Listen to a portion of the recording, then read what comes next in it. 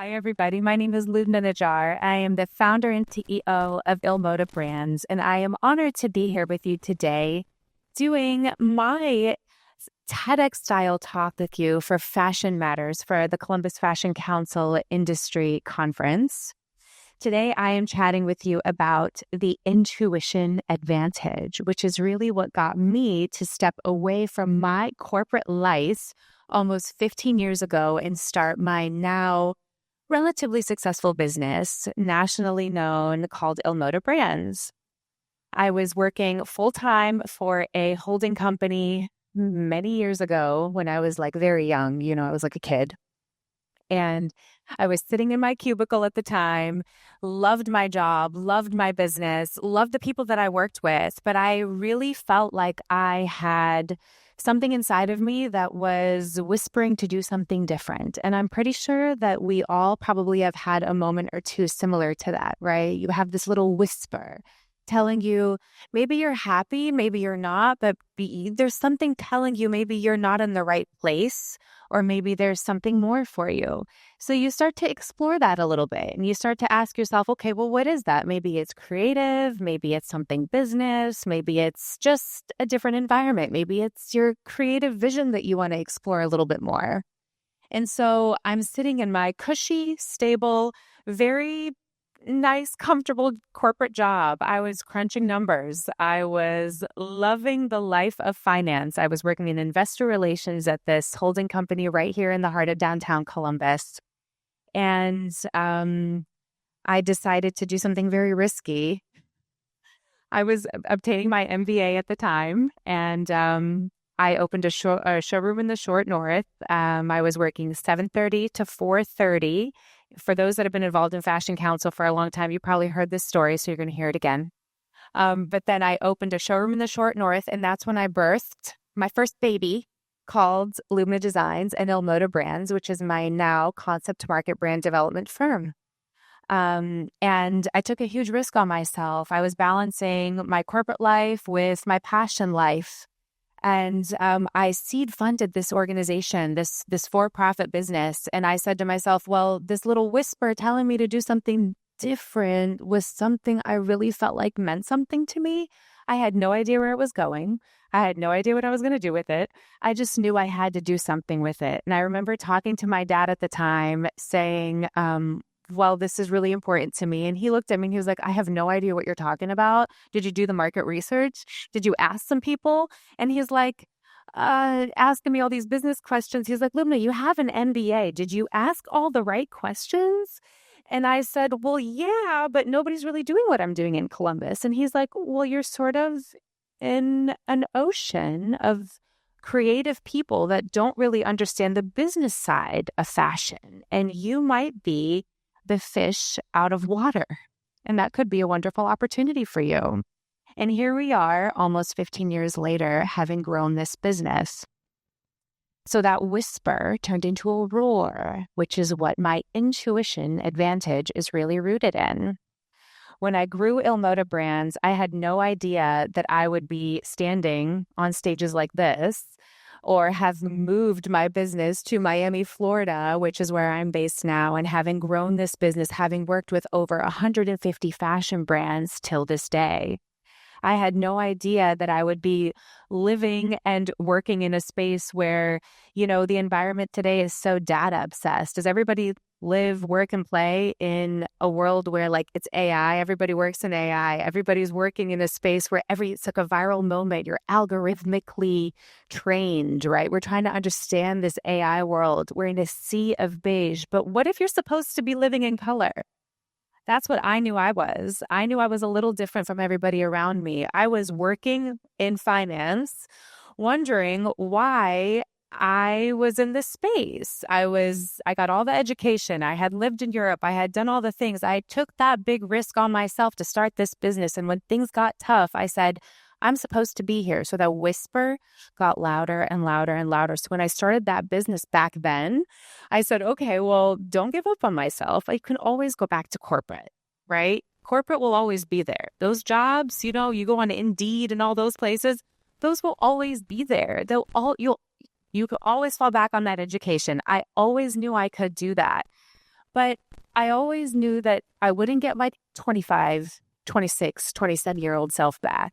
Those years would be gone.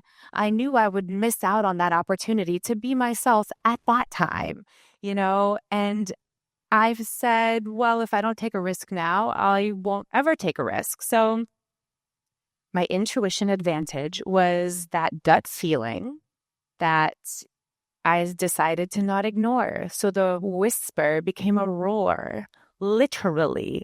So the three ways that I decided to really pursue my passion are this.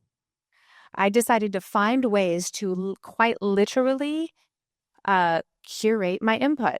The first way that I did that is I found ways to actually write down how to stay creative, because I'm not just, I didn't start out just in the design space where, I went to design school and just was designing and putting stuff online and selling it. That wasn't just my path. I was on the business side of fashion, helping other fashion brands grow. And so I had to stay creative. I had to keep finding ways to stay inspired. I would always ask myself, I'm like, okay, well, travel keeps me inspired. Nature makes me inspired. People keep me inspired. I'm trilingual. Okay, well, maybe speaking my other languages maybe keeps me inspired. But then I sometimes would get caught up in the day-to-day stuff. Sometimes when you start your own business and you take a chance on yourself and you're doing it full time, you get bogged down with numbers, aka money, right? When you run your own business and you're an employer, you're worried about how to put food in people's mouths, aka salaries, paychecks, your own paycheck. And so how to stay creative when you're really trying to run a business is really, really, really important. So I said, well, put that on paper so you don't forget it. I say to my husband all the time, I'm like, how do I stay creative? I'm like, I don't feel creative today. He's like, tap into what you wrote down years ago. How are you staying creative? So that's the first thing. I wrote it down and I keep writing it down. Here I am always like, okay, as I evolve the business, grow the brand, do all these different things, staying creative, writing it down and actually putting a business plan behind my creativity. I know that sounds so boring, but that's literally what I did. Number two, quieting the noise. That whisper I was talking about? I couldn't actually hear what it was saying because there was so much noise around me. Literal noise. People, distractions, activities, somewhat of my own habits were noisy. There were things that I was doing in my day-to-day life that I believe were somewhat of a distraction. There were people in my life that were a distraction. Nothing against them personally. They were just a distraction to where I was going, even though I didn't know exactly what I was building because I had no idea it would be what it is today or maybe where it's even going. But I knew that I had to quiet what was going on around me to hear what that whisper was saying. And it slowly got louder. I allowed it to get louder, though. And I allowed certain people to come closer to me so that that whisper could be talked to by other people. So staying creative, quieting my noise, and allowing the whisper to speak a little bit louder over time. The third one is calculated leaps. So taking the leap of faith on yourself and the leap of faith within your business. So that intuition advantage isn't just a gut feeling. You have to actually, have a plan to do it, right? I'm like walking on this stage. I'm thinking about walking, right? I'm not just like stumbling around and like making it there. You have to have these calculated moves to get to where you're going. And so in order to get there, you have to make a plan. And so these calculated leaps, when I was building Ilmoda, there was no market research on what I was doing in the Midwest. I remember working with Fashion Council and Fashion Week at the time. I was serving on the board, and there wasn't anything like that, not in Columbus, but in the Midwest. There was constantly the conversation with myself saying, am I going to build this thing and constantly educate people on what it means? And the answer was yes. I had to keep having that conversation. And by the way, I'm still having that conversation. People still don't know what a PR showroom is. They think it's a showroom you just walk into and you just buy stuff off the rack. It's actually not that at all. And they still don't really understand because the industry is growing, right? And we're here now and we're on these amazing stages and we're having these conversations, but the market research, the market is still growing. And I knew that I would have to keep doing that. And it wasn't just me. There's so many other people like yourselves in the room that are doing the same thing, right? You're making your mark. You're trying to listen to your intuition and follow your dream. So those are my 3 prongs. Follow them or don't. That's my intuition advantage. For nearly 15 years, my intuition has guided me to work with over 150 fashion brands. It led me from Columbus, Ohio, who I love. I'm here now, but I'm going home tomorrow. Don't talk to me. It's raining outside. Okay? It's sunny in Miami, but I think it's raining tomorrow. I don't know. I just jinxed myself. It's the engine that's behind every innovative step that I have taken. I have pivoted myself because of my intuition, and I have chosen to follow it every single time, even if it's been wrong, because every move I've made has taken me to the next one, even if it was a mistake. And I've chosen to follow that path every single time. Every single time I've followed one step in my business, it's followed me. It's taught me something in my personal life, and vice versa. So I challenge you to do the same.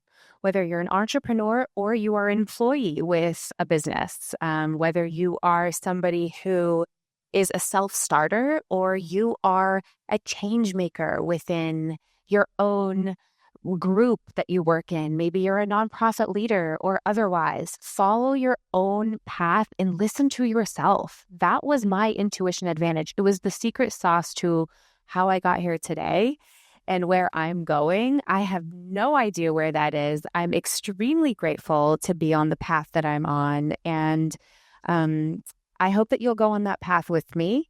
I hope you stay connected to me. My name is Lubna Najjar, the founder and CEO of Il Moda Brands, and I thank you for listening to me today, and I hope you enjoy the rest of the conference.